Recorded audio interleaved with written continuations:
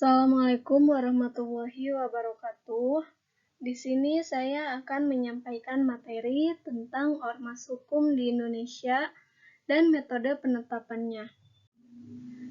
Dari mata kuliah Perbandingan Madhab Fikih yang diampu oleh Bapak dosen Bapak Raden Muhammad Ilham Saiful Milah, MPD.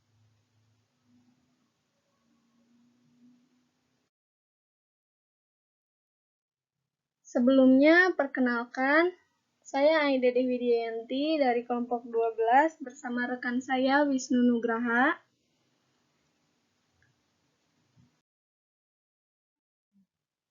Ormas Islam. Apa itu Ormas Islam?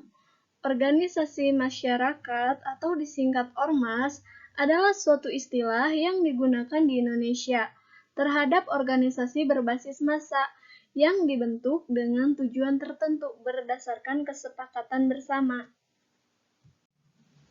Jadi, ormas Islam adalah organisasi berbasis massa yang disatukan oleh tujuan untuk memperjuangkan tegaknya agama Islam sesuai Al-Quran dan As-Sunnah, serta memajukan umat Islam dalam berbagai bidang, baik dalam bidang agama, pendidikan, sosial, maupun budaya.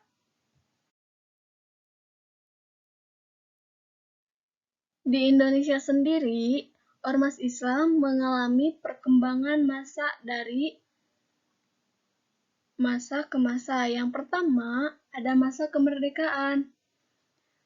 Sebelum kemerdekaan, Islam telah menjadi kekuatan penting dalam perjuangan memperebutkan kemerdekaan Indonesia. Muncul berbagai macam organisasi keagamaan yang bertujuan untuk mengangkat derajat rakyat Indonesia dan mengusir penjajah dari tanah air. Di awal abad ke-20 Masehi ini, perkembangan Islam ditandai dengan munculnya gerakan anti penjajahan dan pembaharuan keagamaan. Yang kedua, ada masa Orde Lama.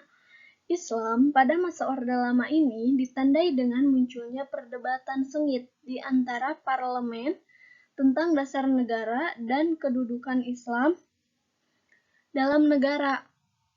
Namun, semua perdebatan itu dilakukan secara demokratis dan konstitusional melalui parlemen.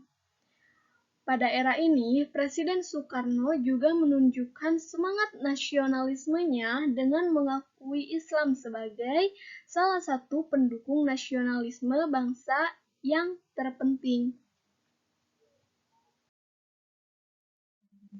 Yang ketiga, ada masa Orde Baru. Secara umum, sejak pemilu 1971, suara partai Islam mengalami kemerosotan.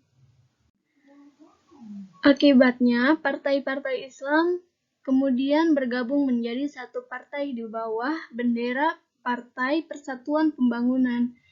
Kemerosotan perolehan partai Islam yang diwakili PPP dan kekecewaan para aktivis Masyumi menyebabkan mereka telah memfokuskan pada aktivitas dakwah.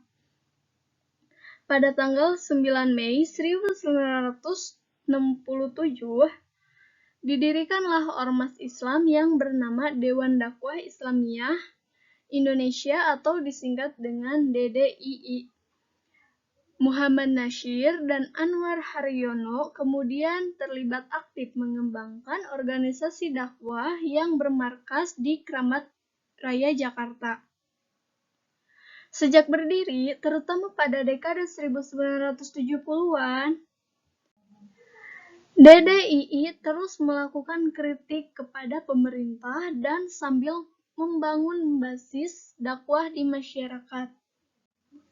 Yang terakhir dari perkembangan ormas Islam, yaitu pada masa kini.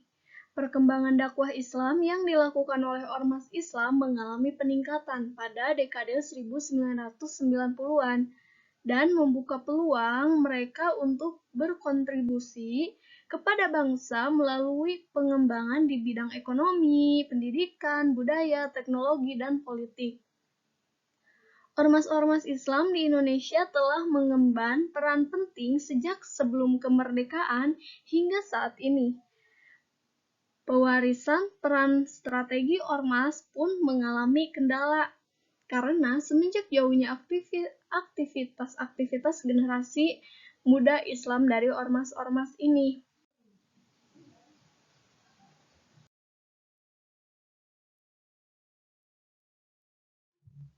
Selanjutnya ada metode penetapan hukum di Indonesia.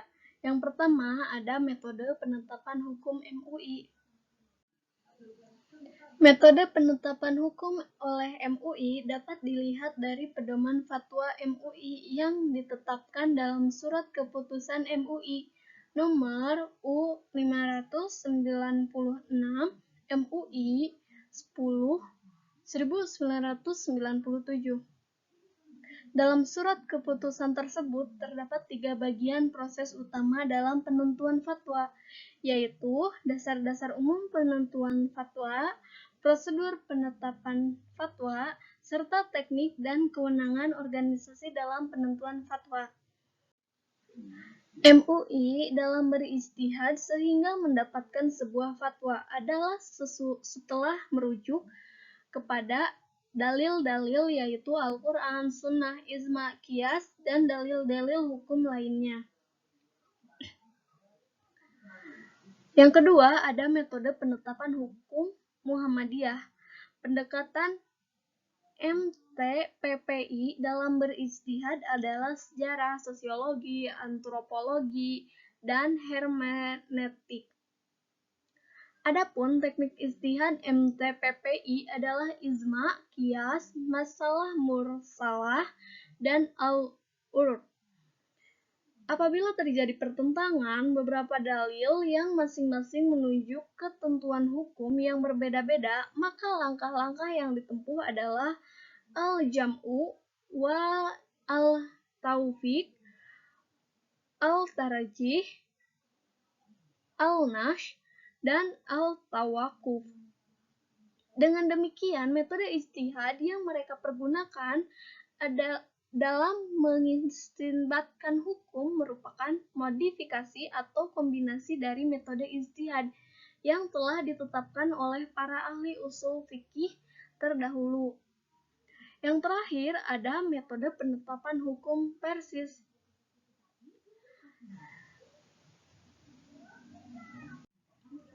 Metodologi pengambilan keputusan hukum Islam Dewan Hizbah Persis dapat dibedakan menjadi 3, yaitu pendahuluan sumber hukum dan metode istinbat hukum. Dalam pendahuluan metodologi pengambilan keputusan hukum, Islam berisi tentang definisi hukum secara bahasa dan istilah. Di samping itu dijelaskan pula 5 kategori hukum, yaitu wajib, sunnah, haram, makruh, dan ibahah. Pada bagian kedua dijelaskan bahwa sumber hukum Islam adalah Al-Quran dan Al-Sunnah. Metode istinbat terdiri atas kaidah usuliyah, cara-cara menyelesaikan nas yang nampak bertentangan, sebab-sebab terjadinya perbedaan pendapat, prinsip-prinsip dalam beristidlal dalam Al-Quran maupun dalam hadis. Sekian, terima kasih. Akhirul kalam. Wassalamualaikum warahmatullahi wabarakatuh.